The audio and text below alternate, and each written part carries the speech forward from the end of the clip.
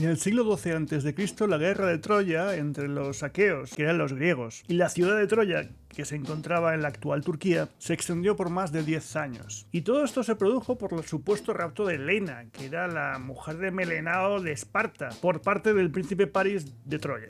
Vamos, un lío de faldas de los gordos. Esto ocurrió más o menos en el 1184 a.C. Así que los aqueos lo que hicieron fue asediar Troya durante 10 años. 10 años con las puertas cerradas, ahí no entraba nadie. Los troyanos demostraron ser bastante robustos y los griegos ser muy pesados. Hasta que a los griegos se les ocurrió algo muy sencillo.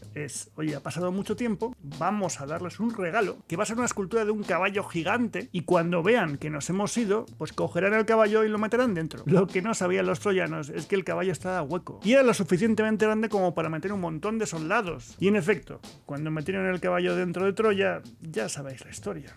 El asunto del caballo de Troya tiene muchos aspectos históricos y otros mitológicos, pero da vida a un concepto que hoy día sigue vigente. Y es cuando ves un asunto, el cual parece muy bonito, muy agradable, pero en realidad esconde otros fines, otros objetivos. Y hoy día me da la sensación que no tenemos uno, sino que tenemos un montón de caballos de Troya con los que convivir. Porque hemos visto cómo causas nobles y necesarias se ven parasitadas por agendas políticas de objetivos inciertos. Y quiero dejar claro el funcionamiento del caballo de Troya porque es algo que se va a repetir en todos los temas que vamos a ver hoy. Una causa noble que es socialmente muy aceptada, que posteriormente se radicaliza hasta el extremo para dividir, enfrentar y cuestionar a la sociedad en bloque. Porque dicha causa ya no se defiende a sí misma, sino los matices de cómo alcanzar dicho objetivo. Se convierten en vehículos de manipulación porque son socialmente aceptados, pero que nos llevan a un destino que no está tan claro. Y como veis, hoy he cambiado de escenario. Estoy en mi oficina. De hecho, ayer por la tarde ya lo grabé. Lo que pasa es que luego al ver el resultado necesitaba matizar demasiadas cosas como para publicarlo. Así que he decidido volver a empezar y repetirlo hoy entero. Porque este va a ser un podcast que me va a traer muchos problemas,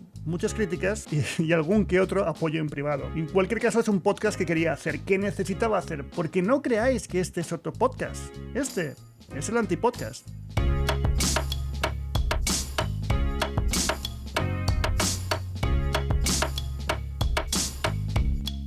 Caballos de Troya, asuntos que todo el mundo entiende y que la gran mayoría apoya y defiende, pero que sin embargo esconden un objetivo incierto en su final. Y vamos a empezar con el primer caballo de Troya, que es delicado: el ecologismo. Y lo llamo ecologismo, aunque se podría hablar de protección del planeta, porque la verdad es que ha cambiado mucho de nombre y como veremos al final de este capítulo, ya no se habla de las cosas, ya no se las denomina, sino que se las explica con eufemismos. ¿Quién no está a favor de cuidar el planeta? Es que no conozco a nadie que no esté a favor de cuidar tu planeta, de causar el menor daño posible al entorno al que vivimos, y ya no porque tú lo vivas, sino porque hay otros que se van a quedar con el resto. Pero antes de abordar este asunto es necesario que haga una pregunta un tanto complicada, porque en función de la respuesta se define perfectamente en qué lugar estás. ¿Está el planeta Tierra al servicio del ser humano o es el ser humano el que está al servicio del planeta Tierra? Esta es una pregunta sencilla y muy fácil de responder desde una oficina en Madrid, porque os voy a responder lo que ya estáis pensando.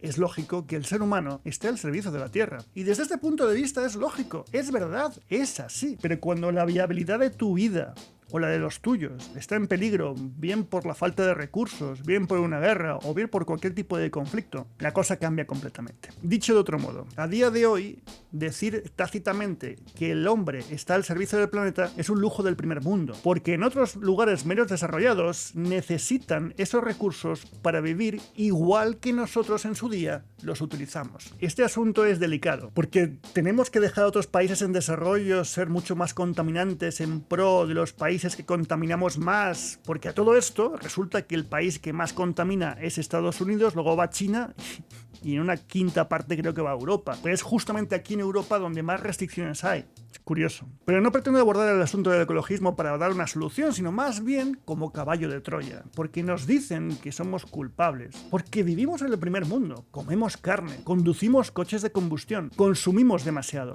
En definitiva, que el ser humano, tú y yo, somos el problema. Y es verdad, pero sin embargo nunca se habla de los miles y miles de pruebas nucleares que se han desarrollado en todo el mundo en los últimos 50 años. O me van a decir que todas esas pruebas nucleares no tienen impacto sobre el clima. Tampoco se habla de las millones y millones de pruebas militares, de diferentes armamentos y tácticas que se hacen en todo el mundo todos los días. O me van a decir que tampoco tiene impacto sobre el clima. Tampoco se habla de las miles y miles de pruebas científicas para modificar el clima, de los constantes atentados contra el medio ambiente en pro de la ciencia. ¿Todo eso no tiene impacto? Eso sí, deja de comer carne porque eres un irresponsable. Y no me malinterpretéis, no niego la ciencia, no niego la necesidad de algunas guerras, no niego la necesidad de un armamento, de un ejército, y que tengan armas lo suficientemente coactivas como para evitar guerras. Lo que me niego a pensar es que todo el impacto sobre el clima en el siglo XXI proviene de ciudadanos comunes, que sí, que contaminamos, que tenemos huella de carbono, que eso es real, pero comparativamente con lo que llegan haciendo los gobiernos mundiales en todo el mundo, es nada. Y lo que me preocupa aquí es la culpabilización, la estigmatización y la victimización, que son tres elementos comunes en todos los caballos de Troya. Porque lo lógico sería que la ONU dijese, oye, que nos hemos pasado tres pueblos, ha habido una segunda guerra mundial, luego una guerra fría, luego un desarrollo de Asia que a día de hoy pues está por encima, muy por encima de Estados Unidos y Europa. Y en todo esto nos hemos llevado por delante el clima. Hay que protegerlo. ¿Por qué no compartimos e intentamos que todo el mundo ponga un granito de arena? Sin embargo, lo que te dicen es que eres un irresponsable, que dejes de comer carne, que dejes de coger el coche y que no pongas el aire acondicionado. Mientras que los países más contaminantes siguen siendo Estados Unidos y China. Y justo son los dos que no han firmado ningún tipo de convenio. Y Europa, que representa un impacto mínimo sobre el cambio climático, tiene unas restricciones que parecen a cárcel. ¿Cuál es el interés? No lo sé. Cuando veo todo el asunto del ecologismo, es real, es necesario, hay que trabajar en él, pero encierra un objetivo muy diferente al que parece que es. Vamos al segundo caballo de Troya y me van a caer hostias, y es el feminismo. Y esta es una de las causas más fundamentales sobre la sociedad que yo personalmente aprendí desde pequeñito. Yo me crié en un colegio de monjas en el cual básicamente los niños y las niñas jugaban juntos, teníamos los mismos derechos y obligaciones. Nunca hubo una agresión de un niño a una niña. Nunca hubo un conflicto donde un niño se pensase que era mejor que la niña, ni tampoco al contrario. Pero es que luego cuando fui a la universidad me pasó más de lo mismo. Yo estudié publicidad y me cayeron hostias precisamente de gente mucho más rápida, más inteligente y más creativa, y por lo general eran mujeres. Nunca me creí mejor ni peor, así que envidié su capacidad. Luego trabajé en una industria que es la publicitaria dentro del mundo de la salud, donde está dominada esencialmente por mujeres. Sin embargo, cuando llegué a los 30, esto cambió. Resulta que por ser hombre blanco de 47 años soy potencialmente peligroso. Y ante eso hay que poner leyes. Madre mía. Y estas leyes lo que hacen esencialmente es compensar esta descompensación que yo mismo he creado. Y vuelvo a decirlo, el hombre y la mujer tienen los mismos derechos y obligaciones. En el momento que das más obligaciones a una parte que la otra, estás descompensando. Y esa descompensación no es sana porque alimenta la división, el sesgo y la radicalización de los 4 o 5 energúmenos que pueden pensar lo que quieren que piensen. Y todos conocemos la raíz del machismo. El machismo empieza en casa. En el momento que una mamá le hace la cama al niño, en el momento que una mamá le hace la comidita al niño. No digo que una mamá no haga la comida a su hijo, digo que la mamá o el papá podría hacerlo. O el mismo niño, que no pasa nada, que lo hemos hecho todos. En el momento que una mamá consiente a un niño, está creando un niño machista. Y ese niño se está acostumbrado a que una mujer le sirva. Y cuando salga al mundo se dará una hostia y se recuperará. Pero cuando busque un patrón de convivencia, buscará el mismo patrón de convivencia. Y esto se perpetúa. Ahora bien, que te consientan no quiere decir que odies a las mujeres. Simplemente que te dejas consentir. Y todo el movimiento feminista se basa en que hay agresiones reales contra mujeres. Y ahí está el fondo. Si son porque son mujeres o porque yo qué sé. Y honestamente, yo aquí no tengo nada que decir salvo que es una animalada. Que no entiendo qué coño está pasando en la sociedad. Y no me mojo porque ningún gobierno hasta la fecha ha conseguido paralizar eso. Porque eso se hace con educación. Y no educación en el colegio, educación en casa. Sin embargo, lo que hacen los gobiernos es proteger mediante legislación. Y es curioso porque esos mismos gobiernos que dicen que entre ciertos asuntos hay que quitar leyes y dejar más libertad, aquí ponen muchas más leyes. Y esas leyes no generan más que mayor desigualdad y división. Os voy a poner un ejemplo muy sencillo. Un empresario que tiene un bar y tiene que hacer una ampliación ahora de un camarero. Pues mira, se lo puede permitir y necesita ayuda. Y tiene 2 candidatos. Los 2 están muy bien preparados. Tienen los mismos años de experiencia y los 2 son encantadores. Pero uno es mujer y el otro es hombre. ¿A quién va a coger el empresario o la empresaria? Cogerá al hombre. Porque al hombre se le puede despedir en cualquier momento sin ningún tipo de obligación. Oye chico, que lo haces mal, vete a casa, toma el finiquito, adiós. Oye chico, que me caes mal, vete a casa, toma el finiquito, y adiós. Estamos hablando de contratos fijos, por supuesto, no fijo discontinuo. O el peor escenario para un empresario. Oye, chico, me va muy mal, no puedo seguir pagando tu sueldo, toma el finiquito, vete a casa. Sin embargo, con la mujer no pasa eso. Porque si esa mujer, en el momento que tenga un contrato, se queda embarazada, tiene el derecho de estar contratada durante 12 años. 12 años. No sé vosotros, pero si ya nos cuesta firmar una hipoteca por 5 años, tú imagínate 12 años. Es que un contrato laboral de esas características requiere más compromiso que un matrimonio. Ojo, que luego esa mujer puede coger jornada partida, como es lógico, porque a lo mejor no puede atender a su hijo. Pero si trabaja mal o peor, va a ser muy difícil justificar un despido, por no decir que imposible. Y además, pase lo que pase, esa mujer va a estar contratada por ley durante 12 años. Esta situación injusta, sobre todo para el empresario y para el trabajador masculino, lo que hace básicamente es que se opte por coger lo más sencillo, que es al hombre. Y no porque sea hombre o sea mujer, sino porque el modelo de contrato es más sencillo de realizar y de deshacer. Sin embargo, el modelo de contrato de una mujer no lo es. Y luego hay industrias como la mía, que es la comunicación, en la cual no te puedes fijar si un hombre es un hombre o una mujer es una mujer, porque lo que estás buscando es talento. Y para ser honesto, durante muchos años solamente me he encontrado con 2 casos muy jodidos. Pero no estamos hablando aquí del marco laboral, sino de los derechos y de las obligaciones. De cómo el feminismo, en lugar de potenciar la igualdad, está potenciando una desigualdad tácita. Y esa desigualdad tácita obedece a todos los aspectos del caballo de Troya. División, enfrentamiento, una causa noble que todo el mundo defiende, que se radicaliza hasta el extremo de enfrentar, dividir y cuestionar a la población en bloque. Y no por lo que defienden, sino por los matices de cómo hacerlo. Otro caballo de Troya es los colectivos LGTBI. Jamás en mi vida he preguntado a nadie con quién folla. Punto. Es que me da igual, no es mi problema. Que siempre habrá alguien rarito que diga, es que... Sí, lo hay, pero me gustaría saber qué porcentaje de la población es. Pero a día de hoy creo que al 99,9% de la sociedad le da exactamente lo mismo con quién te metas en la cama. Creo que todo el mundo defiende la igualdad entre derechos y obligaciones de este colectivo. Y además este colectivo ha aportado tantas cosas buenas al mundo a nivel de apertura mental, de discurso, de transgresión de ciertos aspectos sociales que nos han hecho avanzar. Sin embargo, hoy en el siglo XXI, en las grandes ciudades y las pequeñas, sigue habiendo agresiones homófobas. Porque esto es dramático, hay que identificarlo, perseguirlo y castigarlo. Pero una vez más, me pregunto qué porcentaje de la población es el que ejerce violencia contra esta gente. Y la violencia es muy amplia, no solamente la física. Pues no lo sé, pero me temo que muy poquito. Y una vez más, bajo una causa general que todo el mundo defendemos, se abre el camino hacia otros matices políticos que no conozco y que tampoco tengo muy claro cuál es su objetivo. Luego hay otro caballo de Troya un poquito más complejo, que es el tema de la identidad de género. Y yo ahí no me quiero meter por respeto, porque tiene que ser muy complicado nacer en un cuerpo que no te corresponde con tu identidad de género. Porque ahí sí hay un conflicto interno y externo. Porque yo creo que la sociedad ahí necesita educación. Y de verdad que la necesita. Pero aquí, en ese asunto, lo único que me duele a mí son los niños. Porque un niño no está hecho.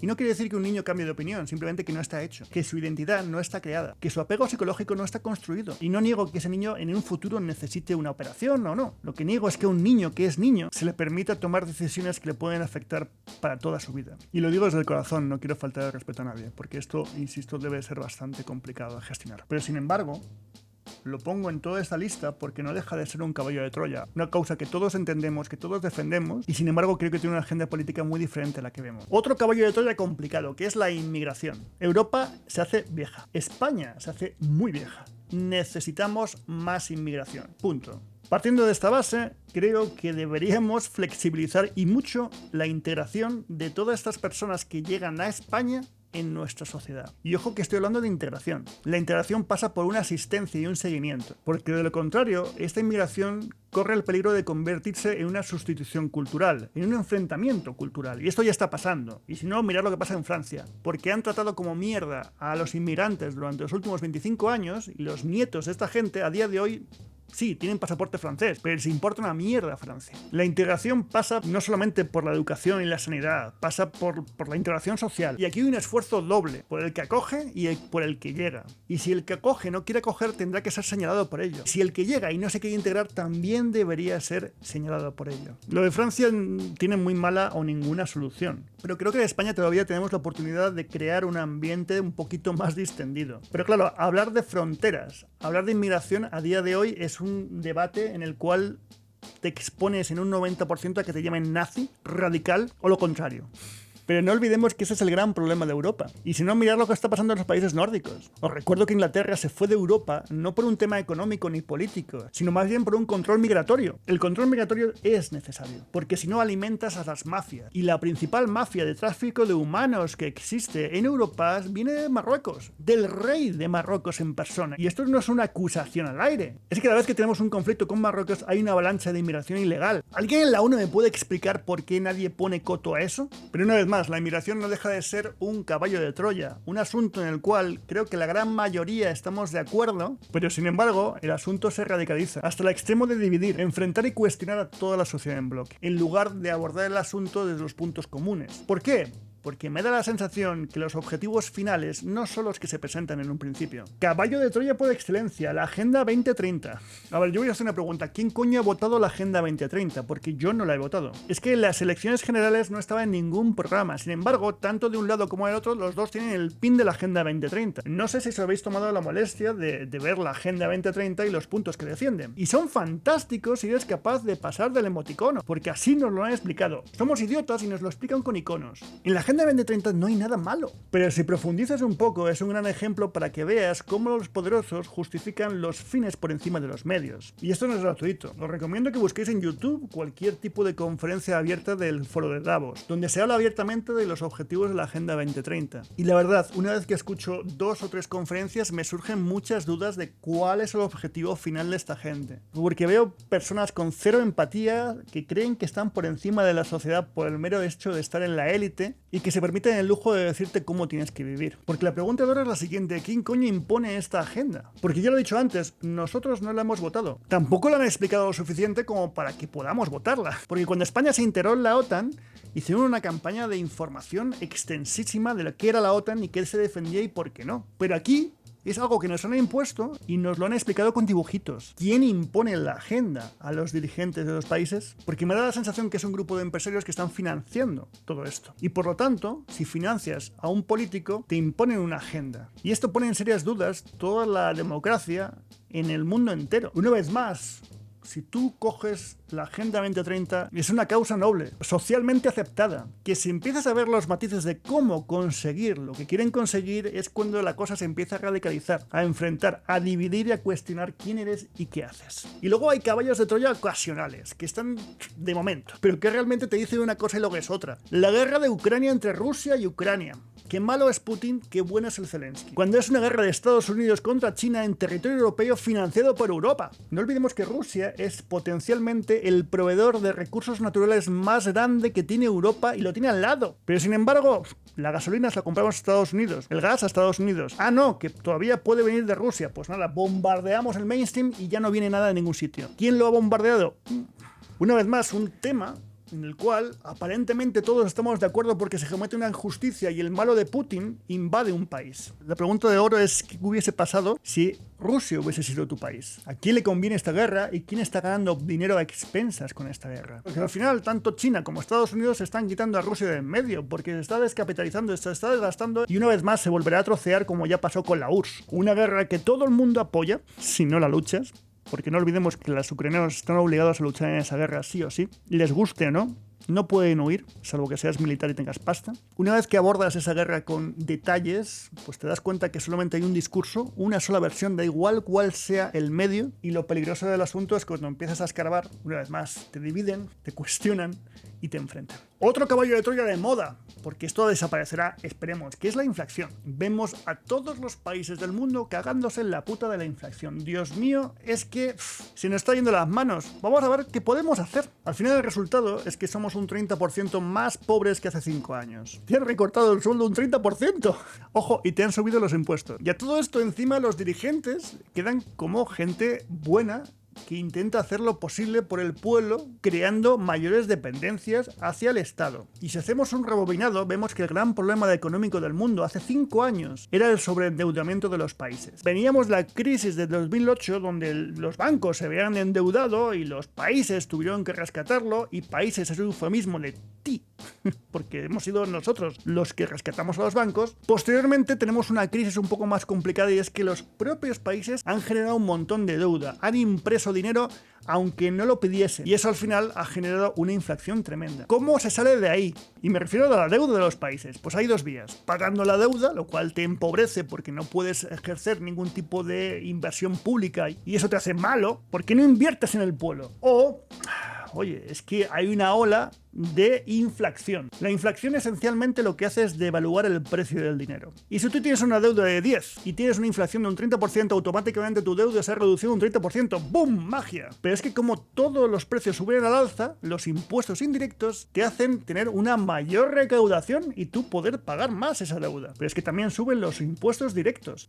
La banca siempre gana. Una vez más nos cuentan una historia en la cual parece ser que todo el mundo está de acuerdo, es que las grandes empresas son muy ambiciosas y suben los precios, tú consumes demasiado y por eso el planeta se va al carajo, pero mientras tanto tú estás incentivando que la inflación suba y suba, mientras los pobres políticos hacen lo que pueden, cuando en realidad lo que está pasando es que estamos pagando la deuda de los países, tú con tu dinero y yo con el mío. Una jugada perfecta por parte de la clase política, donde una vez más la fiesta la pagas tú. En fin, podríamos seguir con un montón de caballos de Troya de moda, pero no voy a seguir por ahí. Al final todos estos vehículos no son más que instrumentos de manipulación. Llevan una imposición de un lenguaje un tanto raro, porque ya no se habla en términos absolutos, sino a través de términos eufemísticos. Y si no, fijaros ya directamente los propios políticos, porque se definen como progresistas o liberales, cuando ni unos atraen al progreso, ni otros van a traer la libertad. ¿Qué cojones te están vendiendo? Al final lo que buscan todos esos caballos de Troya es romper, es desquebrajar la identidad del individuo, del colectivo, del país. Al final no sé si es más importante ser de un equipo de fútbol o ser de un país. Alguien me hizo una pregunta una vez un tanto jodida y es: si eres un patriota, ¿estás dispuesto a matar y a morir por tu país? ¿Estáis vosotros dispuestos a matar o a morir por vuestro país? Yo a día de hoy no. Salvo que me obliguen, como pasa en Ucrania. Son tantos aspectos que están juzgando quién eres y lo que haces, cuando esos aspectos no los dominas tú. Porque no olvidemos que el consumo proviene de estructuras mucho mayores de lo que tú eres. Que sí, que todos queremos cuidar del planeta, pero al final, lo que tú hagas no representa una mierda. Sí, hay que generar un cambio conjunto, eso es verdad. Pero no te hagas la víctima, no señales con el dedo. Vamos a intentar convivir entre todos, porque al final, este es un gran debate, el mismo debate de toda la vida. ¿Cuáles son tus derechos y cuáles son tus obligaciones? Porque cuando tus derechos pisan los míos y tus obligaciones pisan mis derechos, mal asunto. En fin, sé que este es un podcast que me va a traer problemas. Voy a tener muchos mensajes directos en privado dándome apoyo, pues más de uno aparecerá aquí poniéndome a parir. Lo único que pido es que seáis un poquito educados, ya está. Pero si estás de acuerdo, déjamelo en comentarios. Si no estás de acuerdo, por favor, abre el debate, porque creo que es muy positivo. Os recuerdo que estoy hablando de los caballos de Troya, no de los temas en concreto. Estoy poniendo ejemplos. Dadle al like, suscribiros. Por cierto, muchas gracias a la enorme cantidad de suscriptores mexicanos que está teniendo el podcast desde Apple. Gracias a todos. En cualquier caso, pues supongo que esta semana publicaré otro podcast, así que hasta esta semana.